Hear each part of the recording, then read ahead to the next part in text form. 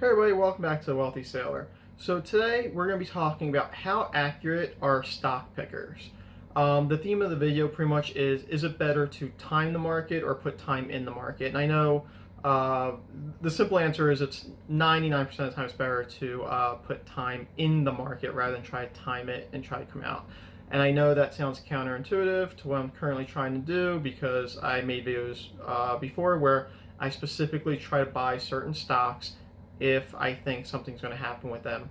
But keep in mind, when I do this specifically, I also intend that if that what I predicted doesn't actually happen, I'm going to keep the stock long term and I'll still profit. So before we get into any of that, I don't know if you guys know this or not. If you watch any of my other videos, you should know this, is that I tend to record some videos for, like I pre-record videos. The reason I do that is because I'm deployed.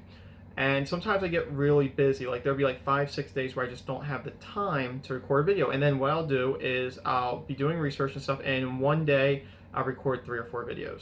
And then what I'll do is if something happens important in the market and I want to do like a news video, I will just pull the video I have slot for that day, put it somewhere else, and then insert the new video for that time.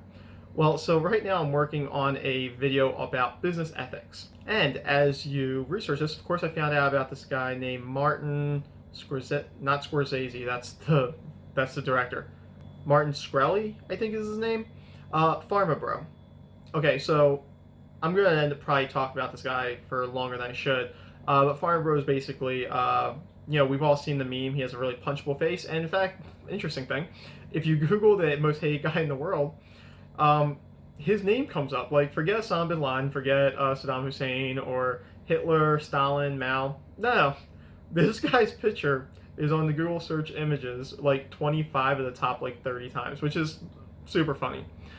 Anyway, I just felt like sharing this because I have my own YouTube channel, so I can share whatever I want. So when he finally got arrested and charged, they auctioned off a bunch of his stuff, and I found online a list of all the stuff he had. And one of the things that he had in his possession is a German Enigma machine. And, like, that's pretty cool, actually. Like, for anybody who doesn't know what German Enigma machine is, during World War II, it was, like, one of the first electronic/mechanical encryption devices. It used rotating wheels and randomized light or randomized electrical signals in order to encrypt messages. So not only did you have everything encoded, but you also had it encrypted. So you had to break the encryption to find it already encoded, and then you had to find like a code book to decipher what the codes meant. Super cool. And maybe it's just because I'm a nerd, but like that's neat. Like I'm not saying I would defraud, or steal money. I guess he didn't really steal it. He just sort of upcharged a lot on people that needed crucially necessary medication, which is super immoral. But no, he got an Enigma machine. Like, that's pretty awesome. Like, I hope to one day get to a point in my life where I can buy a German Enigma machine. Speaking of which, like, share, and subscribe to my video because one day I want a German Enigma machine. All right, what was I talking about? Oh, yes, I'm sorry. Stock pickers.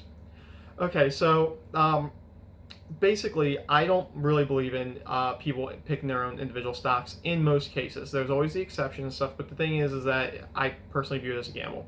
So I went online to try to find out, okay, how accurate is this objectively?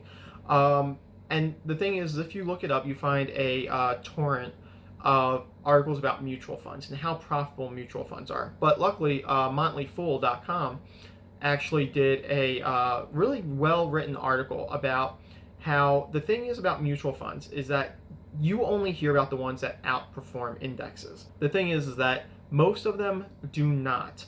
What you will do is you'll hear about one that outperforms for 1 or 2 years, which is totally normal, but then it usually goes on a downward slide, and then you stop hearing about it, but your memory remembers, oh, this one mutual fund did really good, without really relating it to actual evidence. But the simple fact is that there are hundreds, if not thousands, of mutual funds out there, and rarely do they outperform just the average index fund. Now, this is important because if it's not outperforming the index fund by a significant amount, then you're actually losing money on it. And here's why. Mutual funds, because they're hands-on and very we'll say aggressive. They're not passive income streams. They're very aggressive. Like you have people managing it and are moving stuff around constantly to try to get you the best return on your investment. You're paying a lot of fees for this. In fact, in some cases, it's up to 10%. So that's a lot of money. So I'm not a big fan of mutual funds in general. However, there are some good ones out there. I'm not saying there aren't. But as I looked into this whole thing, the basic concept is that mutual funds specifically aren't great, but also if you just trying to time the market isn't really a good idea. There was actually a study performed with a guy who would have his cat play with a toy, and the cat would kind of like throw the toy and it would land on like a big matting, and on the matting had I think like 200 squares of all these different stocks, and the guy would invest in whatever square the cat landed on.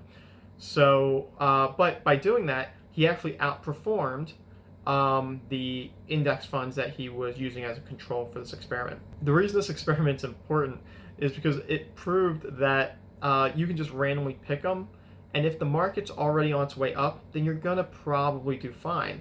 But there's no way of knowing if the market is up or not. Just during that control, it just kind of happened, which shows that there's a lot more chance involved in all this than skill.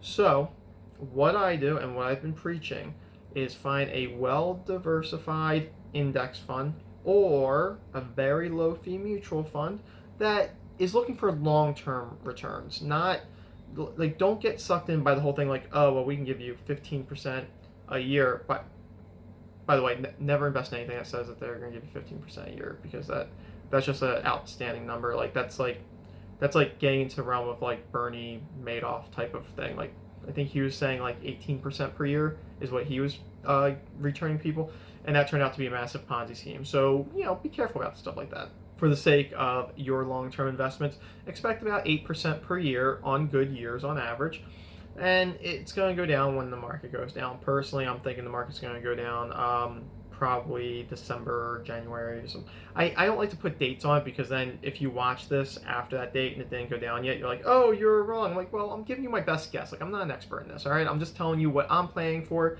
Now, I'm more of a cautious guy than a lot of you are. Well, I assume so. Anyway, I have no idea what you guys actually invest in. But I'm a cautious guy, and I understand that. But I've also been very successful being cautious. I hate to use myself as an example here, but as of the filming of this video, I'm like $40,000 away from my goal that I have until the end of 2021 to get to, which for me, I view as successful. I view it as a good matrix for being successful in reaching my goals. I don't know if you guys are doing that or not. I hope you are, because the whole point of this channel is to help people along in their journey.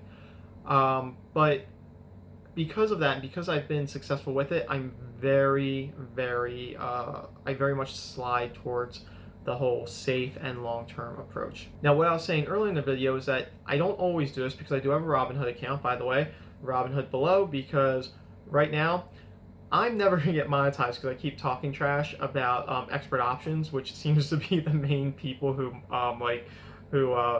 put adverts into these types of videos, like personal finance videos. And I hate expert options. I really think it's like a dumpster fire of a plan. I think they really deceive people. And so even if I do get the amount of people I need to be monetized, I don't think I'm going to be getting any like advertisers are going to want to put any of their commercials on my video, because if I think it's a bad investment, I'm going to start my video by telling you don't listen to the commercial that you just saw before this video. So please, Robinhood and Acorns below, because that might be the only way I make money off these videos. But anyway, with my Robinhood account, I do use it to make very specific investments. But the key that I do is that sometimes I won't make investments for months on it. What I have is I have a very good, I have the Vanguard dividend fund on there. And what I'll do is I'll make an investment in a stock. And I'll be like, okay, I'm going to keep this for X amount of time.